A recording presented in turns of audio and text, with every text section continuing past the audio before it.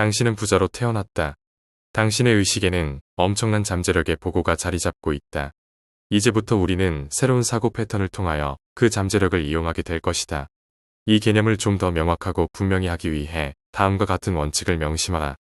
일정한 신념과 기대감을 바탕으로 반복되는 생각이나 계획, 목표 등은 잠재의식 속에 심어지게 된다. 아마도 더러는 다음과 같이 질문하는 사람도 있을 것이다. 그 원칙은 실험이나 관찰을 통하여 사실로 입증된 것인가, 또는 그것을 증명할 만한 방법이나 테크닉은 있는가, 그리고 일정한 방법이나 테크닉이 존재한다면 그것을 누구에게나 적용해도 되는 것인가. 나는 위의 질문에 대해 자신 있게 그렇다고 대답할 수 있다. 이어지는 페이지에서 당신이 직접 읽고 테스트해보고 실험해볼 수 있으며 직접 그 해답을 찾아낼 수 있을 것이다. 그리고 스스로가 그렇다고 대답할 수 있어야 한다. 사람들은 자신이 직접 해보지 않으면 좀채 믿지 않는다. 이 책은 번영에 대한 반복적인 이야기를 함으로써 당신 내면에 숨어있는 것들을 발견하도록 하기 위한 진실된 바람으로 쓰였다. 당신은 돈이라는 것을 충직하고 성실한 종으로 여겨야 하는 한편 더 많은 돈을 벌어들이기 위한 수단으로 삼아야 한다. 돈은 육체적인 한계를 넘어 훨씬 많은 것을 가져다 줄 수 있다. 돈에 대하여 이야기할 때 전혀 불편한 느낌을 가질 필요가 없다. 왜냐하면 당신은 원래 부자로 태어났기 때문이다. 당신은 주위에 가득 찬 좋은 생각들을 자기 쪽으로 끌어 당길 수가 있다. 당신이 선택한 풍요를 위해 창조할 수 있는 정신적 도구를 이미 갖추고 있다는 뜻이다. 번영의식은 부족한 한계를 알지 못한다. 그 놀라운 마음의 문을 열게 되면 자기가 찾고 있던 부의 비밀을 이해하게 된다. 그 길은 늘 자신의 내면에 있었음을 마음의 문을 열면 모든 것은 들어오기 마련이다. 눈에 보이지 않는 것을 믿을 때 자신과 일종의 심리적 게임을 해보기로 해보자 자신이 엄청난 부를 갖게 된 모습을 마음속에 그려보는 것이다.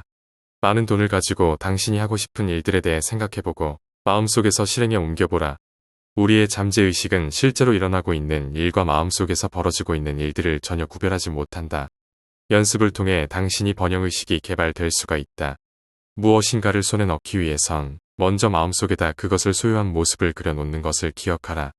이것은 절대적인 법칙이다. 모든 사람은 마음속으로 자신과 대화한다는 사실을 알고 있어야 한다. 실제로 어떤 사람들은 큰 소리를 내서 자신과 대화하기도 한다. 부자가 되었을 때 느껴지는 기분에 대해 대화해보라. 본인이 부자가 되어 있는 것을 자축하고 또한 남들에게도 그렇게 해주어라. 비록 게임처럼 보일 수도 있겠으나 당신은 세상에서 가장 지혜로운 행위를 하고 있는 것이다. 당신은 이제 자신을 개발시키는 프로그램을 배우게 될 것이다. 당신의 내면에는 눈으로 보는 세상보다 더 무궁무진한 것들이 있다. 자기 자신을 올바르게 발전시키려면 이렇게 드러나지 않은 요소에 대해 이해가 필수적이다. 사실 그러한 것들은 눈에 보이지 않는 것으로 그것이 얼마나 중요한 것인지를 깨닫지 못한다. 실제로 당신은 다음과 같은 세 가지 단계 속의 삶을 동시에 살고 있다. 즉, 정신적이며 지적이며 동시에 육체적인 삶을 당신은 살고 있는 것이다. 이러한 추상적인 개념을 더 자세히 살펴보기 위해서는 다음과 같이 동시에 존재하는 존재의 독립된 단계를 이해해야 한다. 1. 생각을 나타내는 정신적 단계. 2. 지식을 나타내는 지적인 단계. 3. 결과를 나타내는 육체적인 단계. 그러므로 처음부터 제시했던 내용들은 신성 디바인 네이처의 그러한 생각을 선택하여 사용하도록 하기 위한 것이다. 개인이 엄청난 부를 소유하는 것과 경제적으로 확실하게 성공하는 것은 역시 마찬가지의 개념이다. 경제적 성공이란 개념은 결코 독립적으로 형성되지 않는다. 인간은 사고하고 난 후에 어떠한 지식을 정립하는 일정한 과정에 들어서게 마련이다. 신적인 존재라는 개념이나 창조적 주체라는 말은 인간이 창조해낼 수 있는 가장 높은 단계의 개념이 된다. 그러므로 항상 자부심을 가지고서 마음속에 자기 자신이 금전적인 성공을 이룬 그림을 간직하면 그 개념은 당신의 삶에서 저절로 펼쳐지게 돼 있다. 이 책을 읽어나가면서 이러한 과정이 실제로 어떻게 이루어지는지 확인하게 될 것이다. 이제 몇 걸음 뒤로 물러서자. 가장 높은 단계에서 가장 낮은 단계의 잠재적 능력으로 옮겨간다는 의미를 다시 한번 기억해보자. 정리하면 다음과 같다. 당신은 1. 육체적인 면에서 지식, 지적인 면으로 생각, 정신적인 면으로 일한다기보다 생각, 정신적인 면에서 지식, 지적인 면으로 1. 육체적인 면으로 옮겨가는 것을 의미한다. 이 과정은 과거에도 그래왔고 앞으로도 계속된다. 하지만 대다수의 사람들은 인생을 살아가면서 어떠한 결과를 얻고 난 뒤 그 결과에 기초한 자신의 지식을 펼친다. 예컨대 어떤 사람이 자신의 은행 잔고가 비어있는 것을 발견하고 돈이 하나도 없다는 생각에 이르면 가난이라는 개념을 연계시킨다. 이렇듯 마음속에 형성된 개념은 곧 현실로 나타나게 되고 자신이 원치 않는 상태가 되풀이된다. 결국 이러한 악순환은 계속될 수밖에 없다. 그러나 창조주마케이어는 우리가 이런 삶을 살기를 결코 원치 않는다는 것을 명심하길 바란다. 더러운 우스운 논쟁이 아닌가 하고 생각하는 사람들도 있을 것이다. 은행잔고가 비어있는 것은 그냥 비어있는 것일 뿐이라고 말이다.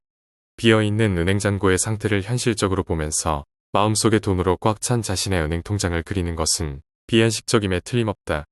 그러나 당신이 알아야 할 것은 바로 그러한 생각이 궁핍한 상태를 평생 면치 못하게 만드는 요인이라는 사실. 당신이 가지고 있는 은행잔고나 판매 실적, 건강, 사회적인 지위 등은 자신이 그동안 생각해오던 모습의 결과라는 것을 깨달아야 한다. 현실에서 그러한 모습을 진정으로 바꾸길 원한다면 지금껏 가지고 있던 당신의 생각을 바꿔야 한다. 그것도 지금 당장 말이다. 지금까지 읽은 내용들을 다시 한번 곰곰이 생각해보면 이 내용의 깊이를 이해하게 될 것이다. 사실 이 창조의 과정을 완전히 이해하는 사람이라면 지금까지의 내용이 단순히 옳은 것이 아니라 당신 존재의 법칙이라는 것을 눈치챘을 것이다. 신은 당신이 원하는 생각을 창조할 능력을 부여하였다. 당신은 부자로 태어났으며 풍요는 당신의 생각 속에 존재한다. 그러므로 자기 자신을 사랑하고 원대한 생각을 하라.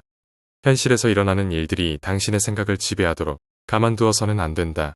지금쯤이면 대부분의 사람이 저지르는 실수가 얼마나 큰지 알게 되었을 것이다. 에머슨은 자기 신뢰란 글에서 질투는 무지에서 비롯된다라고 썼다. 다시 말해 다른 사람의 성공이나 결과를 보고서 질투를 느끼는 것은 결코 바람직하지 않다는 말이다. 성공한 사람들은 제일 먼저 자신의 생각을 선택한다. 다음으로 마음속에 현실로 나타날 그림을 그려간다. 성공한 사람들에게 있어 이러한 생각을 공급하는 원천은 무언하며 당신에게도 열려 있다. 빈센트 반 고흐는 어떻게 그토록 아름다운 그림을 그릴 수 있었느냐? 하는 질문에 우선 저는 꿈을 마음속에 그립니다. 그 다음 그 꿈을 붓 끝에 옮겨 그리는 것뿐입니다. 라고 대답했다. 그는 마음속에서 이미 완벽한 그림을 본 후 그것을 캔버스에 그대로 그린 것뿐이다. 고흐 그림의 원판은 팔린 적이 없다. 나는 여러분이 옳거니 이제야 무슨 뜻인지 알겠군. 하며 고개를 끄덕이는 모습이 눈에 선하다. 몇 년 전 캘리포니아에서 온 메리 스나이더라는 여성이 자기 남편인 오스카와 함께 나의 세미나에 참석한 적이 있었다. 그때 그녀는 나에게 링컨이 했던 명언을 들려준 적이 있었는데 그 말이 지금껏 잊혀지지가 않는다. 우리가 늘 보고 만지면서 믿는 것은 결코 믿을 만한 것이 못 됩니다. 하지만 보이지 않는 것을 믿는 것은 축복이요. 인생을 성공으로 이끌어줍니다. 이 얼마나 아름답고 감동적인 말인가. 지금까지 설명한 마음속의 연습을 이해했으리라 믿는다. 항상 반복해서 생각하라. 나는 번영한다. 나는 부유하다. 돈은 좋은 것이다. 마음의 눈으로 새로운 마음가짐이나 생각이 명확히 떠오를 때 어떻게 행동하게 될 것인지를 그려보라.